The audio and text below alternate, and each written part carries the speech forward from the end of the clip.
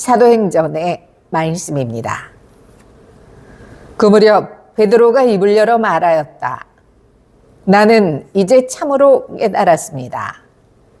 하느님께서는 사람을 차별하지 않으시고 어떤 민족에서건 당신을 경외하며 의로운 일을 하는 사람은 다 받아주십니다.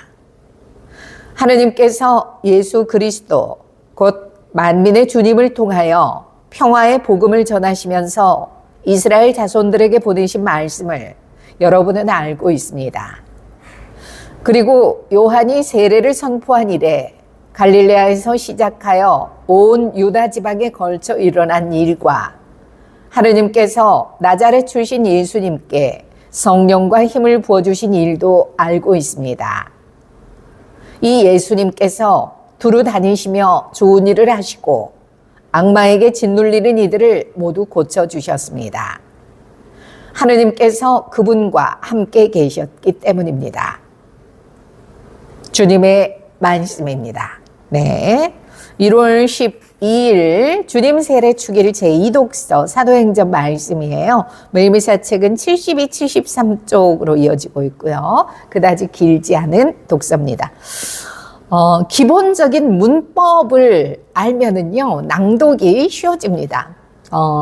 그런데 사실 문법을 일부러 공부할 필요가 없잖아요. 우리는 모국어이기 때문에. 자국어를 하는데 굳이 문법 몰라도 어느 정도는 안단 말이에요. 그런데 우리 미리 읽는 매일미사 아주 오랜 시청자들이라면 이제 그 기본 문법에 대해서 좀 일부러 알려고 하지 않아도 대충 이제 몸에 뵐 거예요. 사실 우리가 초등학교 국어 시간에 다 배운 것들이지만 너무 오래전에 배워서 그냥 일상화돼 있어서 그냥 잊어버린 것들, 그냥 너무 자연스러운 것이기 때문에 잊어버린 것들이 있단 말이에요. 그런데 예전에 그런 책 있지 않았나요? 우리가 알아야 할 모든 것은 유치원에서 배웠다. 그 개념이에요.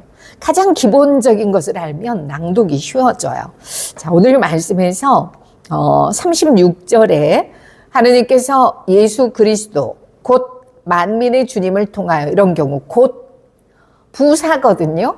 이 곧도 여러 품사로 활용이 되는데 여기에서는 부사로 쓰인단 말이에요. 이런 경우는 부사는 다른 말 앞에 놓여서 그 뜻을 더 분명하게 해주는 품사거든요. 그러니까 만민의 주님, 그러니까 예수 그리스도인데 만민의 주님을 더 뜻을 분명하게 해줬단 말이에요. 이럴 때는 곧 하고 꼭 끊어줘야 더 강조가 됩니다. 이를테면 예수 그리스도 곧 만민의 주님, 이러면 전혀 이 곧이 들어갈 이유가 없어요. 그래서 곧 이런 경우 부사는 꼭 끊어서 쉬진 않더라도 곧 만민의 주님, 이렇게 끊어서 구분을 해줘야 훨씬 전달력이 높아진다는 것 아시고요. 그리고 또 관형사도 마찬가지입니다.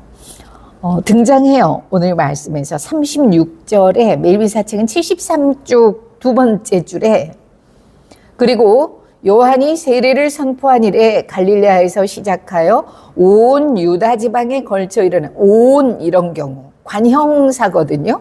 그러니까 전부의, 모두의 이런 뜻의 온 천지, 온 세상 할 때 이 온은 관형사인데 역시 이 관형사도 체언 앞에 놓입니다. 그래서 이 아까 부사처럼 체언 앞에 놓이고 그 체언의 내용을 더 정확하게 강조해줘요. 그래서 유다 지방인데 그냥 유다 지방이 아니라 온 유다 지방이에요.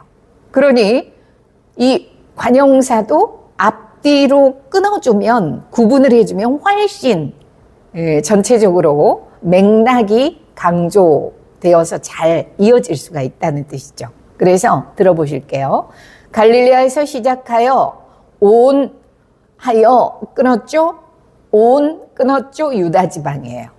갈릴레아에서 시작하여 온 유다 지방에, 이게 아니라는 거예요. 훨씬 그래야 전달력이 좋아집니다. 자, 그리고 오늘 방금 말씀드린 37절 그리고 요한이 세례를 선포하는 세례, 장음, 선포, 장음 없습니다. 선포 아니고 선포, 세례, 세 장음이고요. 온 유다지방, 온도 장음이에요, 여러분. 관용사로 앞뒤로 끊어주는데 온이라는 관용사 자체도 장음, 온 유다지방이지 온 유다지방은 아니라는 뜻 여러분께 체크해드리고 갑니다. 이런 기본 문법을 알면 전체적인 낭독이 쉬워집니다. 오늘도 평화를 빕니다.